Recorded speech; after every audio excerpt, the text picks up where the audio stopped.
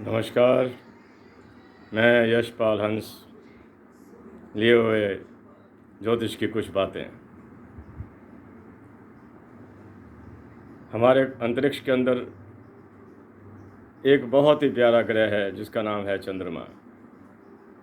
चंद्रमा को हम मन का मालिक मानते हैं कि ये मन का स्वामी है। ये दो काम करता है, या तो हमें ज़िद दे देगा, ज़िद्दी बना देगा, या हम बात को समझने में सक्षम हो जाएंगे। मैंने आज चंद्रमा का विषय क्यों उठाया, बहुत थोड़े समय के लिए,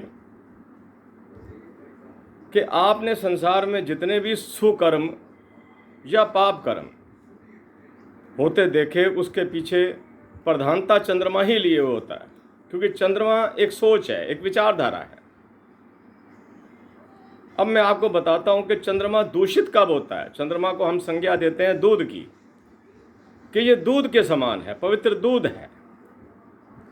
लेकिन अगर कहीं ये केतु के साथ बैठ जाए, केतु एक विष है, तो ये सारा दूध विष में परिवर्तित हो जाता है। आदमी वहमी हो जाता है, हर बात पर उसे वहम रहेगा, हर बात पर वो सोचेगा।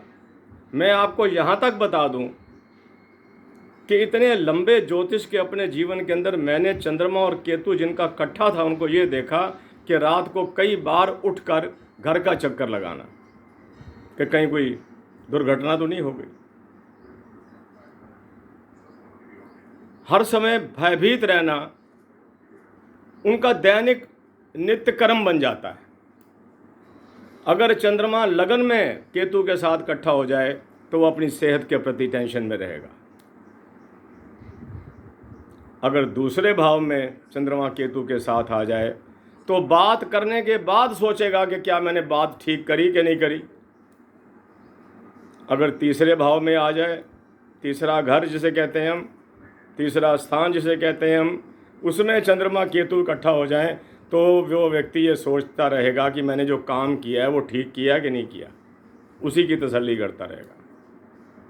चतुर्थ भाव में अगर चंद्रमा के साथ केतु बैठ जाए तो उसे अपने परिवार पर भी संशय रहेगा। चतुर्थ भाव परिवार का होता है, परिवार से रिलेटेड होता है, सुखों से रिलेटेड होता है। संशय, चंद्रमा और केतु का काम ही है संशय देना। अगर पंचम भाव में हो, चंद्रमा और केतु इकट्ठा हो जाएं, तो विवाह के समय, लड़का हो चाहे लड़की हो, उनको बहुत मुश्किल हो जाता है मनाना कि ये घर ठीक है, ये घर ठीक नहीं है।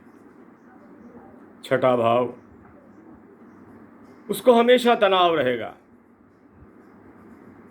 कि मैं कहीं बीमार न हो जाऊं। सातवां भाव business partner and life partner का है। यहाँ भी वो संशय रखेगा। आठवां भाव में चंद्रमा का होना बहुत अच्छी बात नहीं है। केतु अगर साथ बैठ जाए तो उसे पेट के कई रोग हो भी सकते हैं। नवम भाव भाग्य का है। ऐसा व्यक्ति आदर्शवादी तो होगा, लेकिन केतु के साथ होने के कारण उसे अपने आदर्शों पर भी संशय रहेगा। केतु चंद्रमा की युति संशय की युति है। दशम भाव में हो और वो नौकरी करता हो, एक छोड़ेगा दूसरी पकड़ेगा। एकादश भाव में इनका कोई प्रभाव नहीं आता। और अगर ये दोनों प्लैनेट 12वें घर में चले जाएं, वो व्यक्ति विदेश जाने में समर्थवान हो जाता है। अगर पढ़ा लिखा हो, विदेश चला जाएगा, क्योंकि 12वें घर में बैठा हुआ चंद्रमा और केतु के साथ व्यक्ति को विदेश भेज देता है।